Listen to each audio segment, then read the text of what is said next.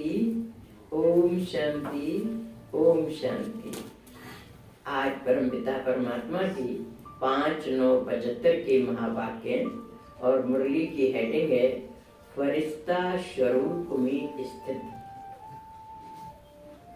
बाबा कहते हैं वर्षवासी मनुष्य से अर्शवासी फरिश्ता बनाने वाले सदा लाइट रूप प्रमुख हीरो पाठधारी जीरो शिव बाबा ने फरिश्ता बनने के पुरुषार्थी बच्चों के सम्मुख यह मधुर महावाक्य उच्चारे। यानी परमात्मा हम बच्चों को फरिश्ता बनने के बारे में आज बता रहे हैं कि फरिश्ता बनने के पुरुषार्थी बच्चों के सम्मुख यह मधुर महावाक्य उच्चारे। फरिश्ते स्वरूप की स्थिति में सदा स्थित रहते हो क्या? यानी अपने आप को फरिश्ता की स्थिति में स्थित रखते हो। फरिश्ता स्वरूप की लाइट में अन्य आत्माओं को भी लाइट ही दिखाई देगी। फरिश्ता का स्वरूप कैसा होता है? लाइट का। तो बाबा कह रहे हैं फरिश्ते स्वरूप की लाइट में अन्य आत्माओं को भी लाइट ही दिखाई देगी। हद के एक्टर्स जब हद के अंदर अपने एक्ट करते दिखलाई देते हैं तो लाइट के कारण अति सुंदर स्वरूप दिखाई देते हैं।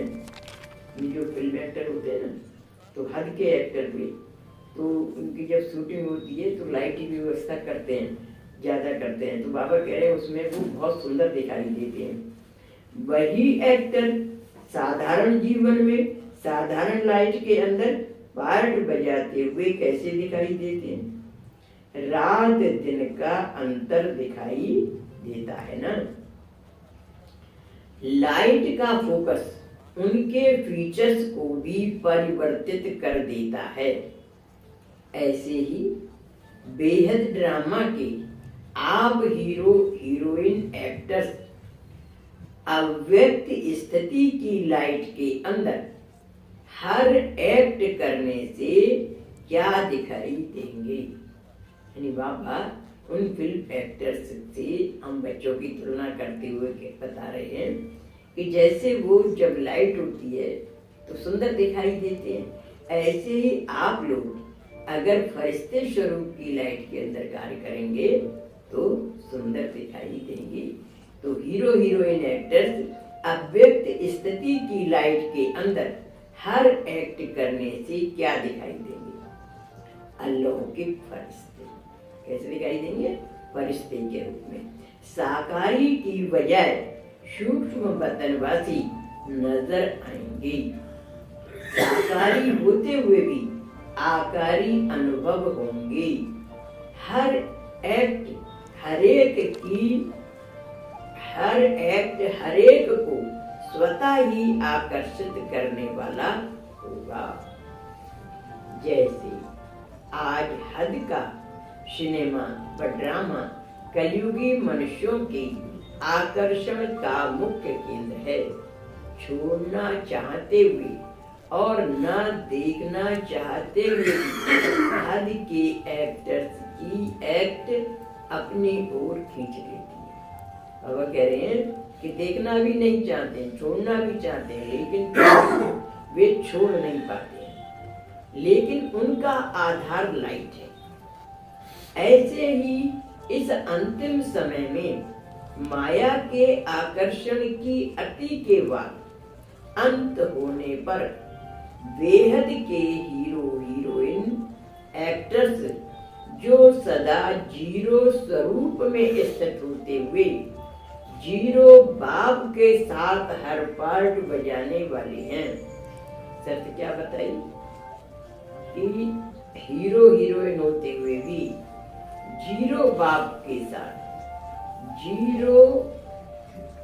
जीरो बाप के साथ हर पार्ट बजाने वाले हैं और दिव्य ज्योति स्वरूप वाले जिनकी स्थिति भी लाइट की है और स्टेज पर हर पार्ट भी लाइट में है, अर्थात जो डबल लाइट वाले फरिश्ते हैं वे हर आत्मा को स्वतः ही अपनी तरफ आकर्षित करेंगे।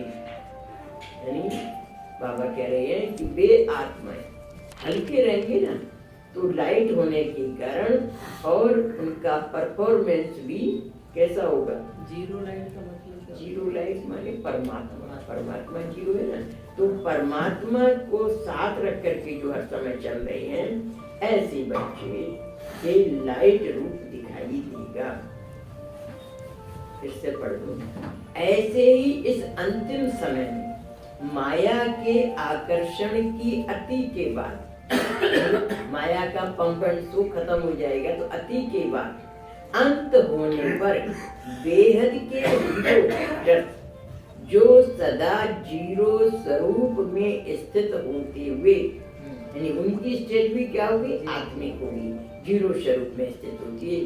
जीरो बाप के साथ, यानी खुद भी आत्म स्मृति में रहेंगे और जीरो बाप परमात्मा, परमात्मा के साथ हर पार्ट बजाने वाले हैं और दिव्य ज्योति स्वरूप वाले, यानी परिस्थिति स्वरूप में दिव्य ज्योति स्वरूप वाले, जिनकी स्थिति भी लाइट की है और स्टेज पर हर पार्ट भी लाइट में है।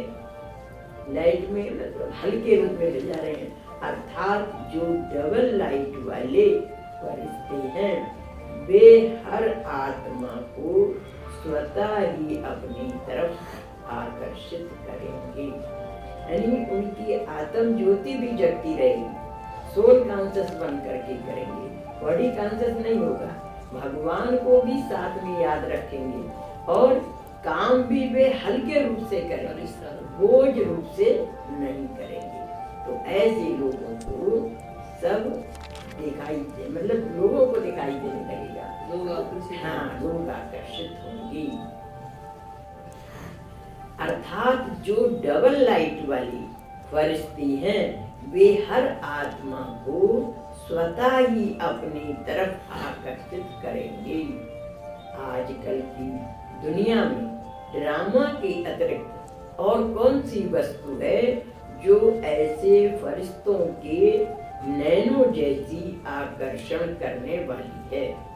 बाबा कह रहे हैं कि आजकल की दुनिया में ड्रामा के अतिरिक्त और कौन सी वस्तु है जो ऐसे फरिश्तों के नैनो जैसी आकर्षित करने वाली है? तो बाबा कह रहे हैं आप टीवी आकर्षित करती है ना, जैसे टीवी द्वारा इस संसार की कैसी कैसी सीन सीनरियां देखते हुए कई आकर्षित होंगे, अर्थात गिरती कला में जाते हैं। ऐसे ही फरिश्तों के नैन दिव्य दूरदर्शन का काम करेंगे। यानी जैसे टीवी कर रही है ना, तो ऐसे ही उनके फरिश्तों के नेत्र दूरदर्शन का काम करेंगे। हर एक के नैनों द्वारा सिर्फ इस संसार के ही नहीं, लेकिन तीनों लोकों के दर्शन करेंगे। इतनी मार्वलस बात है कि इस संसार के ही नहीं, लेकिन तीनों लोग, सूक्ष्म वतन, मूल वतन, स्थूल वतन, तीनों लोगों के दर्शन करेंगे। ऐसे फरिश्तों के मस्तक में चमकती हुई मणि आत्माओं को सर्च लाइट व लाइट हाउस के समान स्वयं का स्वरूप, स्वमार्ग और श्रेष्ठ मंजिल का स्पष्ट साक्षात्कार कराएंगे। अब तीनों विशेषताएं बताएंगे कि ऐसे फरिश्तों के मस्तक में चमकती हुई मणि मानी आत्माओं को सर्च लाइट, जैसे सर्च लाइट उनकी रोशनी देती है, ऐसे ही उनकी आत्मा से सर्च लाइट के समान प्रकाश होगी। वह लाइट हाउस के समान स्वयं का स्वरूप, जैसे लाइट हाउस रोशनी देता है, ऐसे ही उनका शरीर कैसा होगा? लाइट हाउस के समान स्वरूप, स्वमार्ग, हमारा क्या मार्ग है, और श्रेष्ठ मंजिल का स्पष्ट साक्षात्कार। हमारी मंजिल का परम धाम जाना है, तो तीनों लोगों का साक्षात्कार उनके द्वारा हो जाएगा। श्रेष्ठ मंजिल का स्पष्ट साक्षात्कार कराएंगे।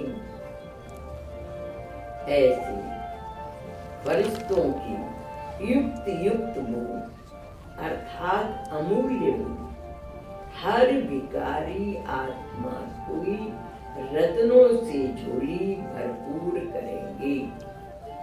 जाती आत्माएं कैसी हुई विकारी।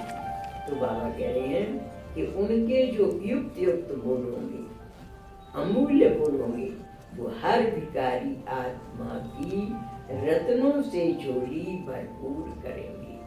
जो गायन है, देवताएं भी भक्तों पर प्रसन्न हो फूलों की वर्षा करते हैं।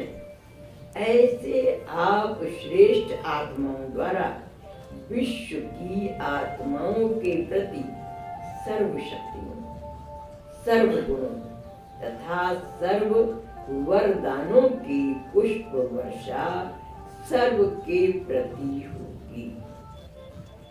उनका रोल कैसा होगा कि बेहद आप श्रेष्ठ आत्माओं द्वारा विश्व की आत्माओं के प्रति सर्वशक्तियां, जो खजाने हैं अपने सर्वशक्तियां, सर्वगुण और सर्व वरदानों की पुष्प वर्षा सर्व के प्रति होगी। यानी किसी को देंगे किसी को नहीं, ऐसा नहीं। सर्व आत्माओं को जो भी उन्होंने संचय किया है खजाने, ज्ञान गुण शक्तियां, वे सबको देंगे पुष्प वर्षा के रूप में। तब ही आप सबको देवता अर्थात देने वाला समझकर भक्त गण द्वापर युग से देवताओं का गायन और पूजन करते आ रहे हैं। यानी ये ड्यूटी लास्ट में करेंगी वो आत्माएं, इसलिए उनका पूजन क्या हो रहा है करेंगी। तो भक्त गण द्वापर युग से देवताओं का गायन और पूजन करते आ रहे हैं। उन्हीं आत्माओं का गायन और पूजन भक्ति में करेंगे, क्योंकि अंत समय सर्व आत्माएं, विशेषकर वे भारतवासी आत्माएं, देवता धर्म की अंत तक वृद्धि पाने वाली आत्माएं, जो सतयुग में आपके देवताई रूप की पालना तो नहीं लेंगी, बल्कि बाद में इस धर्म की वृद्धि होने के समय से लेकर अंत तक के समय में आपका देवता रूप, दाता रूप अथवा वरदाता रूप अनुभव करेंगे। यानी ऐसी आत्माएं जो भक्त आत्माएं है ना, वो सतयुग में आपके देवताई रूप की पालना तो नहीं लेंगी, क्योंकि वेदात्माएं सतयुग त्रेता में तो आएंगी नहीं, भक्त आत्माएं द्वापर युग से आएंगी।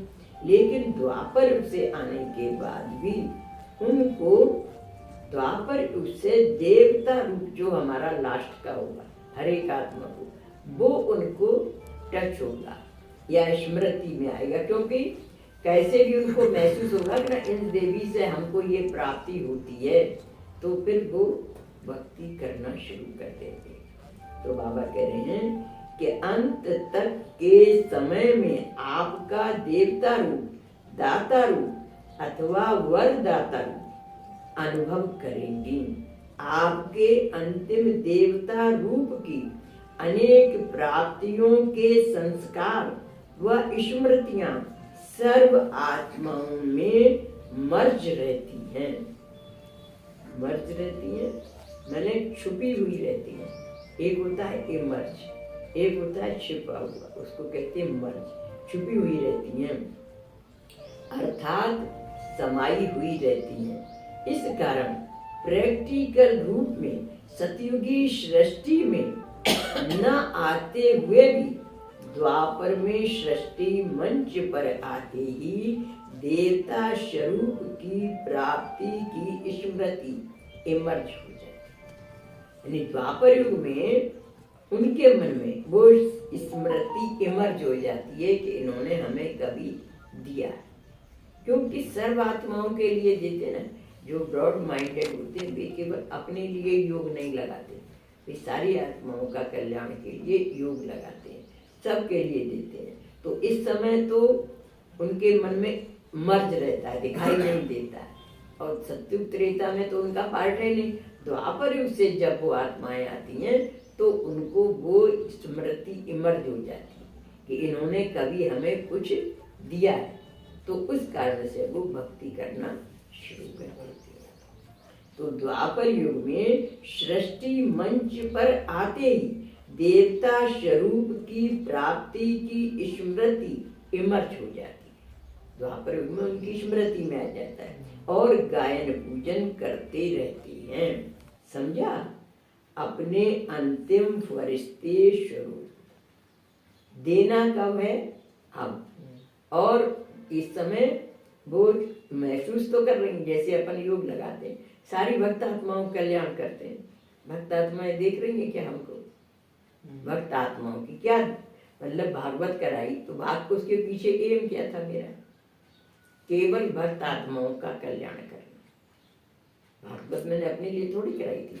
तो ऐसे ही उन आत्माओं को वो हमारा दया फुल रूप कि क्या हमारी चाह कल्याण के लिए इन्होंने ये कार्य किया, वो उनको उस समय, इस समय मर्ज है, महसूस नहीं किया, लेकिन उस समय इमर्ज हो जाएगा।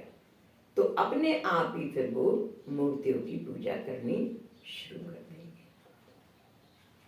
तो बाबा कह रहे हैं द्वापर में सृष्टि मंच पर आते ही देवता स्वरूप की प्राप्ति की स्मृति इमर्ज हो जाती है और गायन पूजन करते रहती हैं।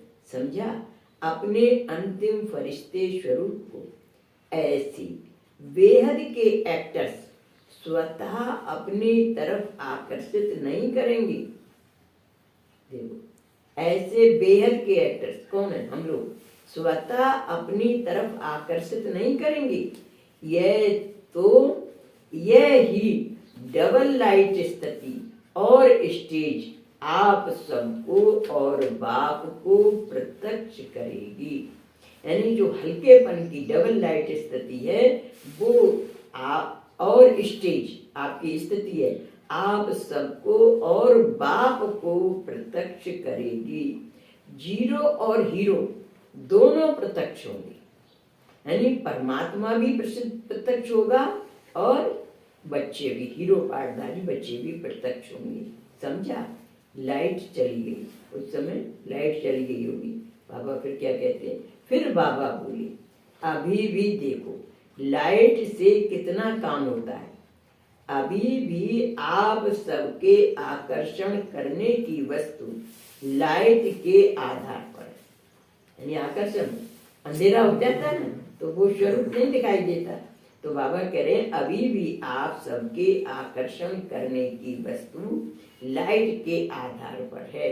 अच्छा, ऐसे सदा जीरो के साथ हीरो पार्ट बजाने वाली, सदा देने वाली देवता स्वरूप विश्व में स्वयं को और बाप को प्रख्यात करने वाली, विश्व की सर्व आत्माओं की सर्व मनोकामनाएं संपन्न करने वाली, ऐसे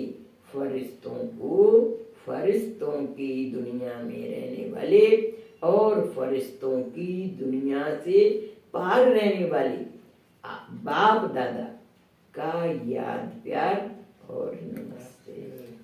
ऐसा श्रेष्ठ बनाने वाले बाप दादा को हम रूहानी बच्चों का याद प्यार, गुड मॉर्निंग, नमस्ते नमस्ते नमस्ते नमस्ते। हम सब रहे हंसते और